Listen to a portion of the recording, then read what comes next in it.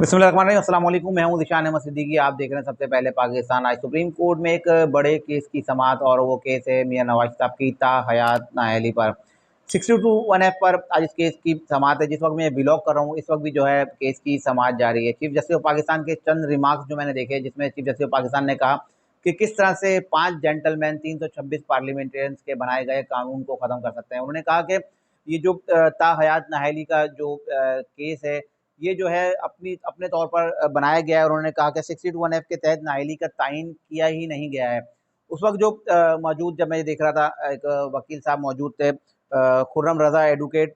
इसमें उन्होंने कहा कि एक बार जो नाअहल हो जाए शख्स तो वो हयात नाअहल रहता है।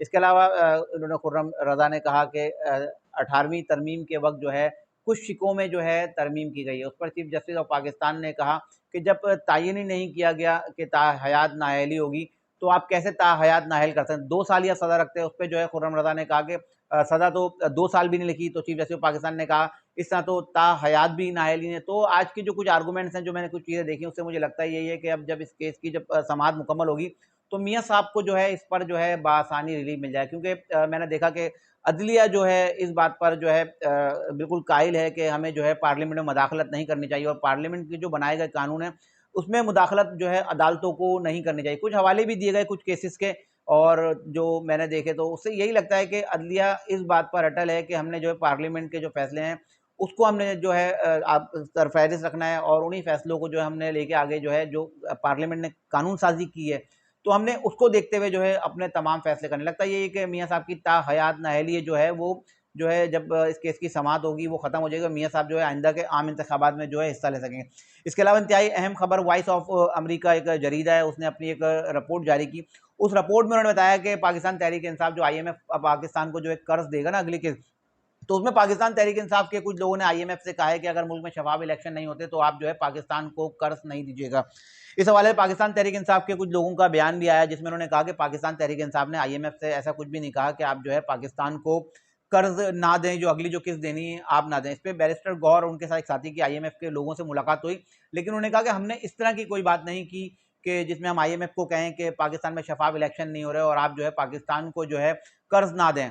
तो बहरहाल जो मेरी एक राय, जो वॉइस ऑफ अमेरिका की जो खबर है यकीनन सच्ची होगी, क्योंकि पाकिस्तान तहरीक इंसाफ के लोगों का, या पाकिस्तान तहरीक इंसाफ का तर्ज अमल रहा है कि वो चाहते हैं कि पाकिस्तान तरक्की नहीं करे, क्योंकि एक तरफ आसिम मुनीर जो है पाकिस्तान को तरक्की की राह पर गामजन कर रहे हैं, तो दूसरी तरफ पाकिस्तान तहरीक इंसाफ के लोग नहीं चाहते कि उनको लेवल प्लेइंग फील्ड नहीं मिल रही है, उनको मौका नहीं मिल रहा, तो दीगर लोग भी वो जो है सियासत में ना आ सकें।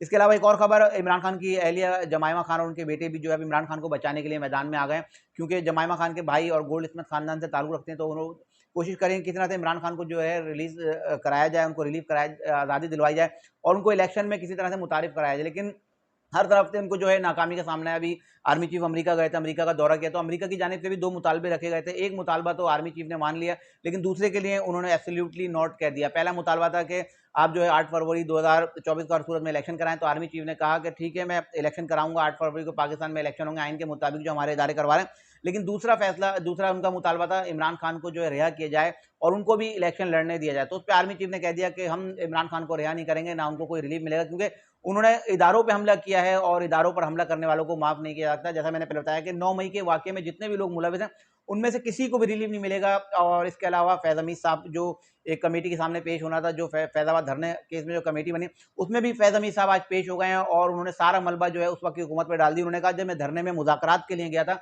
तो मैं हुकूमत के कहने पे गया था, हुकूमती नुमाइंदों के कहने पे या उनकी ईमा पर मैं गया था। तो उस वक्त जो पाकिस्तान मुस्लिम लीग नून की हुकूमत थी और फैज़ हमीद साहब ने अब सारा मलबा जो पाकिस्तान मुस्लिम लीग नून की हुकूमत पे डाल दिया। उनका कहना यही है कि मैं जो मुज़ाकरात के लिए गया धरने में, और जो मैंने शुरा से जो मुज़ाकरात किए वो मैं उस वक्त की मौजूदा जो हुकूमत थी उनके कहने पर गया था। बहरहाल अभी एक कहानी में एक नया ट्विस्ट है, क्योंकि फैज़ हमीद साहब को तो ज़ाहिर सी बात है बहुत सारे केसेस हैं ना जो इमरान खान साहब से रिलेटेड हैं, उसमें जो उनको मुलविस हैं। तो अब उन्होंने कहानी का रुख मोड़ा है और उन्होंने कहा है कि मैं उस वक्त की हुकूमत के कहने पर गया था। अब उस वक्त के वज़ीर आज़म उनका भी बयान होगा, उस वक्त के वज़ीर दाखिला एहसन इकबाल का भी होगा, मियाँ शहबाज शरीफ साहब का बयान होगा।